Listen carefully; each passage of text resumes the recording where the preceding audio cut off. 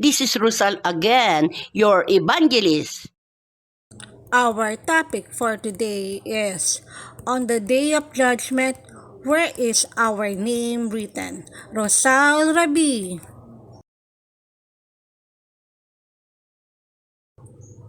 Wala na po tayong maraming oras. Kaya papaano pa po tayo makakagawa sa gawain ng Panginoon Diyos? Kaya ngayon na po ang paghahanda sa ating mga sarili at pamilya. We don't have much time, so how can we do the work of the Lord God? So now we are preparing ourselves and family. Dito po isinusulat lahat ng pangalan ng maliligtas.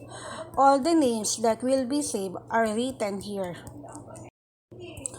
Kung ikaw ay nagsisi at tinanggap mo ang Panginoong Hesukristo, ay siya ang abogado mong walang talo. If you repent and accept the Lord Jesus Christ, He is your lawyer. No defeat. Itong batong natatanaw sa langit ay ang grupo ng Panginoong Hesukristo kasama mga angels na.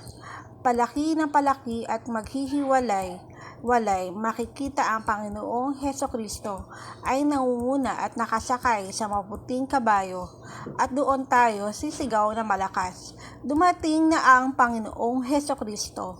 The stone that looks up to heaven is the group of the Lord Jesus Christ with His angels. No one will see the Lord Jesus Christ leading and riding on a white horse, and there we will cry out loudly that the Lord Jesus Christ has come. Kung hindi ka na sasamba sa mga Diyos-Diyosan ng mga gawa ng tao at susunod sa mga utos ng Diyos, ay kabilang ka sa magmamana ng kaharian ng Diyos. If it does not worship the gods of man and obey the commandments of God, you are part of the kingdom of God. The choice is yours. Kung ikaw ay hindi aalis sa pagsamba sa mga Diyos-Diyosan, gawa ng kamay ng mga tao, wala kang karapatan makapasok sa kaharian ng Diyos.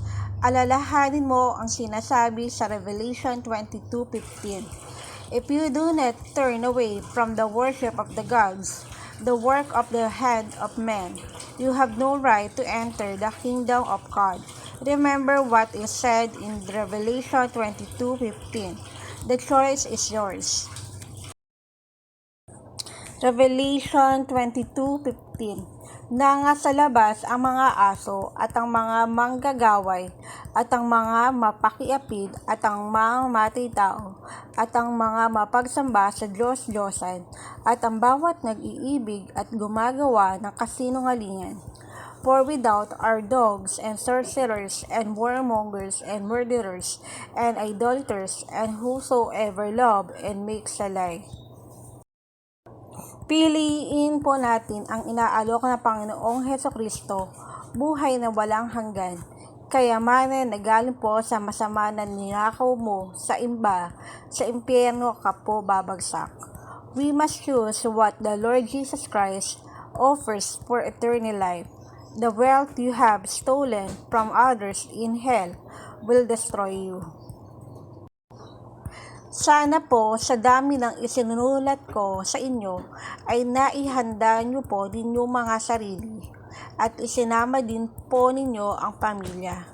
Masyado na po magulo ang ating mundo at mga malalakas na lindol na po ang sumisira ng mga gusali.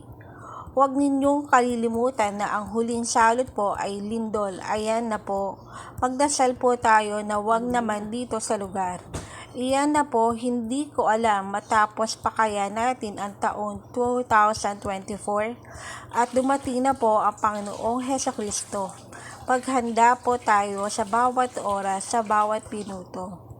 I hope that you have been able to write to me and that you have been able to share your family with me. Our world is in chaos and earthquakes are destroying the stakes. Don't forget that the last plague is an earthquake. So we pray that it will not be here again. I don't know if we'll be able to get through the year 2024, and the Lord Jesus Christ will come and get ready every hour, every minute. Thanks! Watch, subscribe, like, and share too from Angel's Message Inc. Rosal Rabi.